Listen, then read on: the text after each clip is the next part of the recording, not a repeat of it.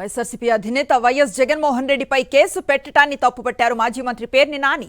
Supreme court, high court కొట్టేసిన కేసును 3 ఏళ్ల తర్వాత తవ్వి తీశారంటే అది కక్ష సాధింపు చర్య అన్నారు. ఇలాంటి రెడ్ బుక్ కేసుల వల్ల ఉపయోగం లేదని, ఏ కేసు నిలవబోదన్నారు పేర్ని నాని.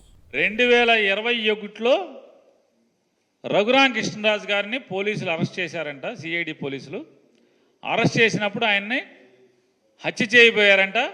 ఆ హత్య చేయబోయితే దానికి అన్నిటికీ కుట్ర ఏంటంటే జగన్మోహన్ రెడ్డి గారు 3వ ముద్దాయి అంట. రఘురామకృష్ణరాజు గారు జైల్లో ఉండి ఒకరోజు అనుకుంటా హైకోర్టు, సుప్రీంకోర్టు, ఆంధ్రప్రదేశ్ రాష్ట్ర గుంటూరు గవర్నమెంట్ హాస్పిటల్ డాక్టర్లు, మిలిటరీ హాస్పిటల్ డాక్టర్లు అందరూ కూడా ఈయనకి దెబ్బలు లేవని చెప్పినా కూడా ఇవాళ 3 సంవత్సరాల తర్వాత, 3 సంవత్సరాలు నిండిన తర్వాత, 4 సంవత్సరాలు నిండిన తర్వాత ఇవాళ ఎఫ్ఐఆర్ కడతాం అంటే ఇది తప్పుడు కేసు కాదా అని అడుగుతున్నాను నేను. మరి ఇవన్నీ ఎర్రబుక్ కేసులు అంటే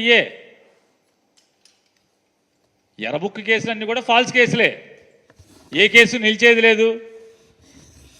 ఇలా అహంకారం, అహంభావం, అధికారం, మదం తీర్చుకుంటాక తప్పితే ఇది ఎందుకు పనికొచ్చే కేసులు కాదు.